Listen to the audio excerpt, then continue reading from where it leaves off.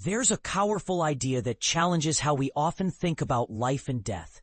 Astronaut Jim Lovell once said, "We actually go to heaven when we're born." This intriguing perspective came from a man renowned not just for his courage in space exploration, especially the dramatic Apollo 13 mission, but also for his thoughtful reflections on spirituality shaped by his extraordinary experiences.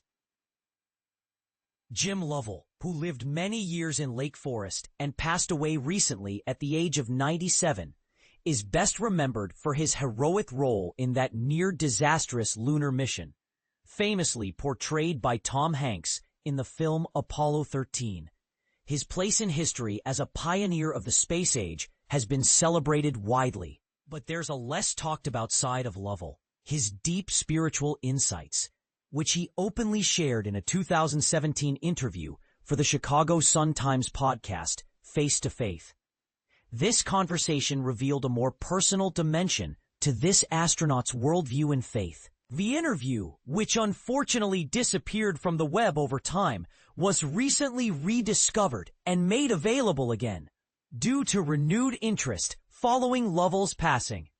His honesty and thoughtful approach to faith stood out among the many voices featured in the podcast series. Raised Presbyterian and continuing to attend church services, Lovell conveyed a Christianity rooted more in awe and philosophy than in strict doctrine. During one of his missions, he recounted looking out from his spacecraft as he orbited the moon and seeing Earth as a tiny, fragile orb barely larger than his thumb when held up to block the view. This sight triggered a deep reflection.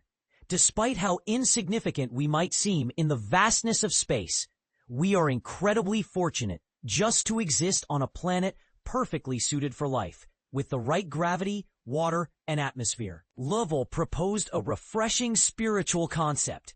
Instead of thinking of heaven as a distant place we hope to reach after death, he believed that heaven begins the moment we are born, arriving on this earth that offers us the essentials needed to live and thrive.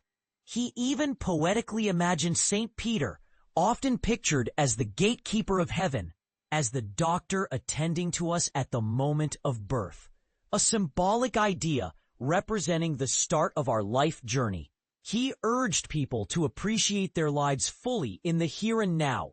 Lovell encouraged taking time to observe the natural wonders around us, the expanse of Lake Michigan, the simple breeze touching our face, and recognize these as gifts from God. He described life as a stage gifted by God, where each of us performs, and how the story unfolds depends on our own actions and choices. Interestingly, Lovell did not express a traditional belief in an afterlife during that interview.